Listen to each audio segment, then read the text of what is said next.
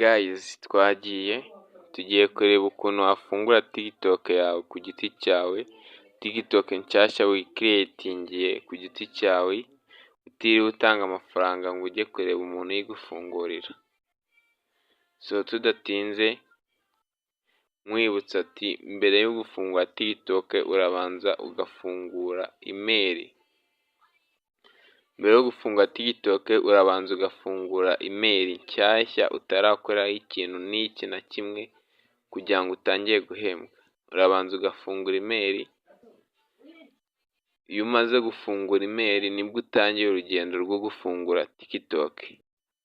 Nibwo utangiye urugendo rwo gufungura TikTok, nkubwira ati nimba ugeze kuyica n'ubwa mbere banza ukore subscribe, ufungure inzogera ntihakagire ikiganiro na kimwe kigucika.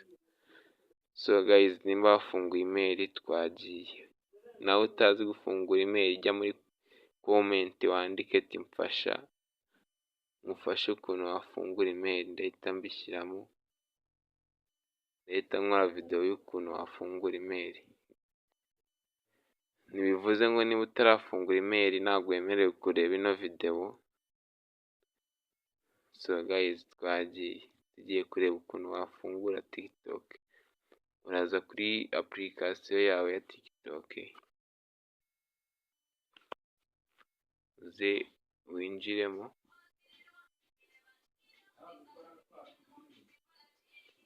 winjiye muri TikTok yawe. Ahangaha ushobora kwemezamo gategori uzajya ukora, ariko iyo ushatse utukanda hano kuri skip. Washaka ukemezamo ibintu ushaka, nimba ari ukubyina, dance zirimo, ari umuziki, byose birimo ako twihute. Twikandire hano skip, ukandeho uhita ujya ahantu hameze gutya. So guys, nujya ahantu hameze gutya,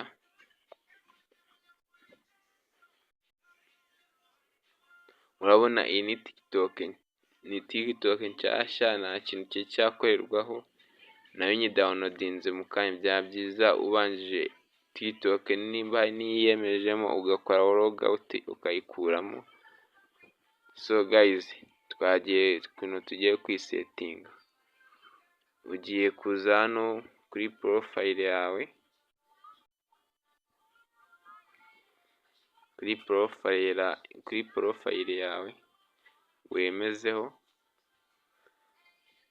urahita ujya ahantu hameze gutya. Numara kujya ahantu hameze gutya, murabizi bavuga ati mu Rwanda nta muntu uhembwa. TikTok yo mu Rwanda murabizi ntabwo ijya ihembwa, niyo mpamvu tugiye guhindura location tugashyira mu kindi gihugu. Aha hantu nta muntu ujya uhitaho niyo bari gufungura TikTok, uraza ukaza ahangaha. Urabona ahantu handitse Rwanda, bisobanuye ngo Rwanda. Niba utahabonye dore ni ahangaha, urahabona, urakandaho.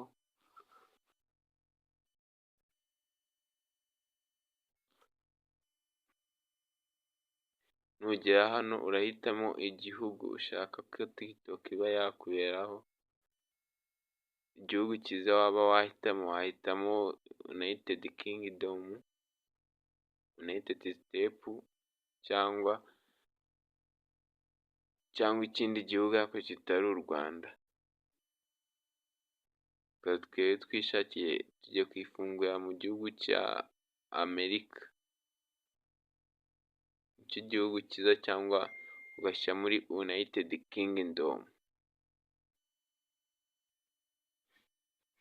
cyangwa ugashyira mu Bufaransa. Reka dushyire mu Bufaransa. Mu Bufaransa ngiki cyaje. Aha urahita uza hano,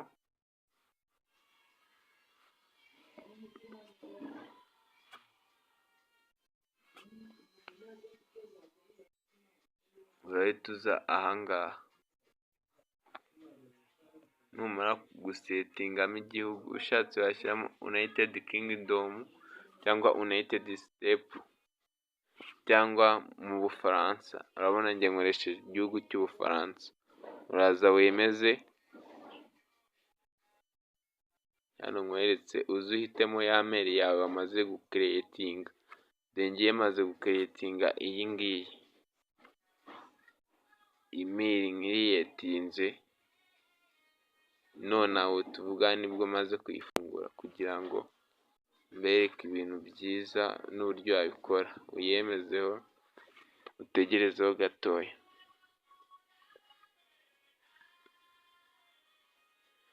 Guys, nkubwira ati iyi video nigira ikintu gufasha, ukande subscribe, ufungure inzogera, ntiwibagirwa no kuma like, ubundi twikomereze.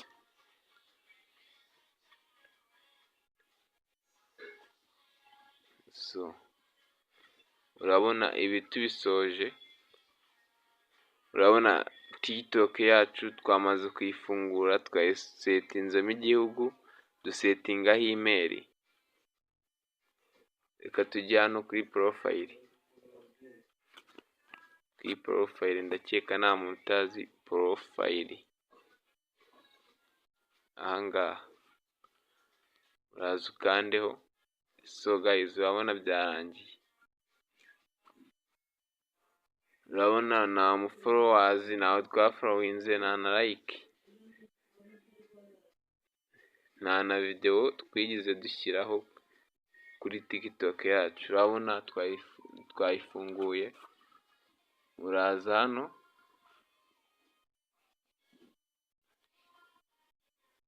urabona hano hari balance,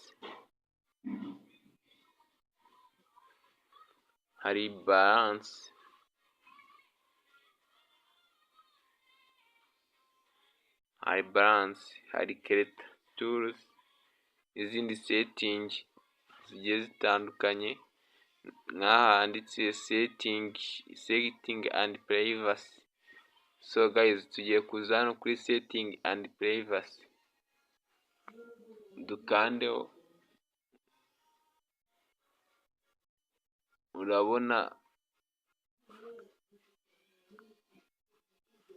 Urabona TikTok yacu twayifunguye, igisigaye no kuyisetinga.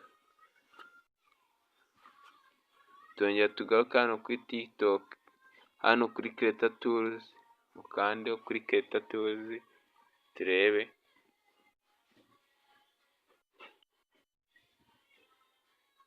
Tegerezeho gatoya. Guys, subscribe, ufungure inzogera, unakande like, nayo ni ingenzi. Kadutegerezeho gatoya.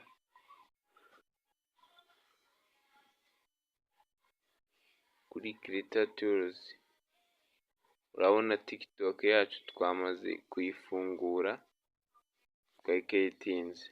Igisigaye ni ukuyesitara.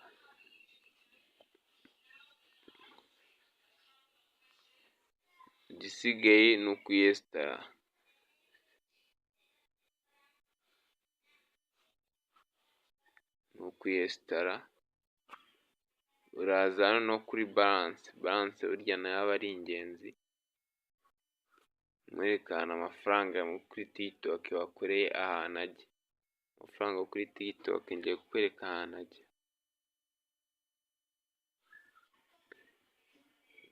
Guys, turategereza turebe.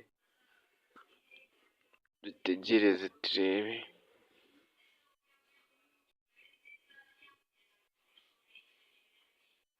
Urabona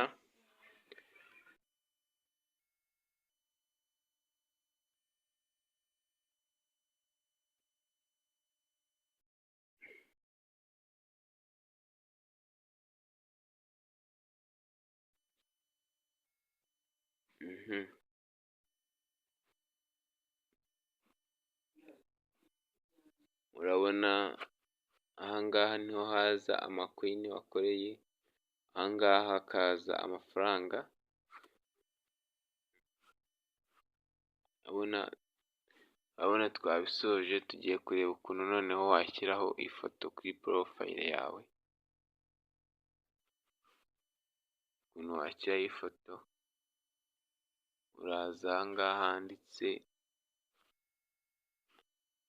editi porofayile,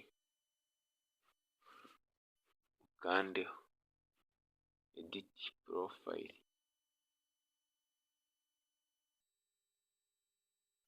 Urabona hano handitse nayimu Dani Eme, uzi nayimu Dani Eme.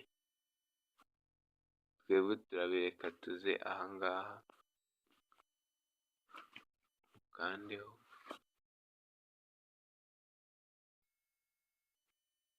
Tugiye ni ugushyiraho ifoto, tugiye gushyiraho ifoto.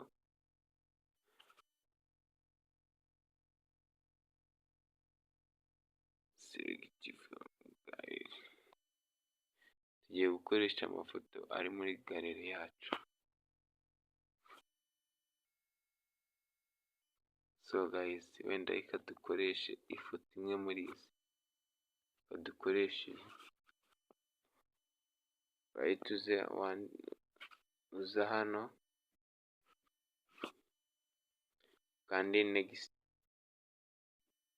wemeze.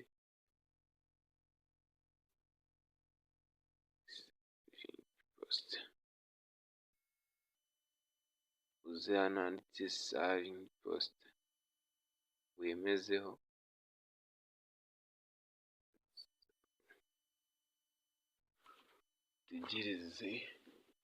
Dutegereze ibanze ijyeho. Ifoto turajya dukoresha ni iriya nta yindi.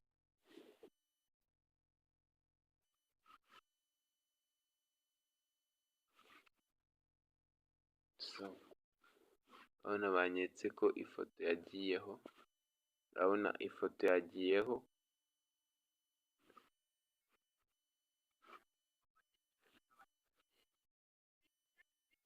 Urabona ifoto yagiyeho guys.